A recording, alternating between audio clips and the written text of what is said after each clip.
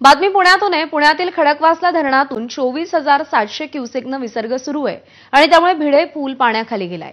तसंच डेक्कन परिसरातले रस्तेही पाण्याखाली गेलेत। आढावा घेतला आमच्या प्रतिनिधींनी, पाहूया।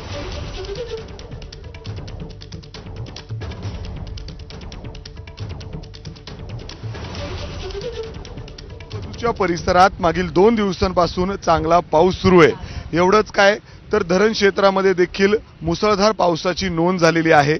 त्यामुळे पुणे शहराची ताण भागवणारे जे 4 धरण आहेत, खडकवासला, पानशेत, वरसगाव आणि टेमघर, हे 4ही धरणं आता जवळजवळ 90% भरलेले आहेत आणि त्यामुळे खडकवासला धरणातून पाण्याचा विसर्ग जवळपास 24,700 इतका विसर्ग हा मुठा नदीच्या पात्रात सुरू करण्यात आलेला आहे।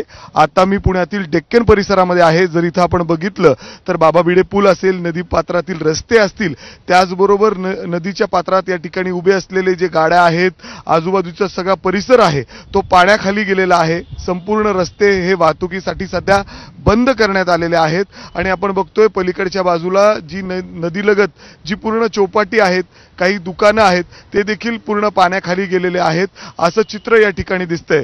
खरं तर गणेश उत्सव काही दिवसांवर आलेला आहे आणि त्यामुळे पुणे शहरात अनेक ढोल पथकं जे आहेत ते या ठिकाणी त्यांच्या प्रॅक्टिससाठी येत असतात। मात्र इथं जर आपण बघितलं तर जिथं येऊन ते सराव करतात, प्रॅक्टिस करतात, तो देखील सगळा परिसर आता पाण्याखाली गेलेला आहे। आपण बघतोय मुठा नदी ही दुथडी भरून या ठिकाणी वाहतीये। त्याचबरोबर महानगरपालिका असेल, अग्निशामक दल असेल, त्यांच्याकडून सतर्कतेचा इशारा देण्यात आलेला आहे।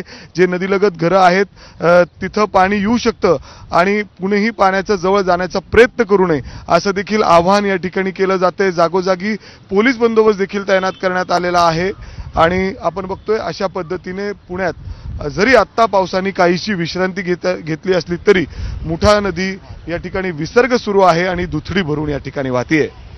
कॅमेरामॅन अमोल गवाळेसह मी मिकी घई, एबीपी माझा, पुणे। आणि या बातमीसह बुलेटिनमध्ये वेळ झाली आहे छोटासा ब्रेक घेण्याची। पाहत रहा नमस्कार महाराष्ट्र।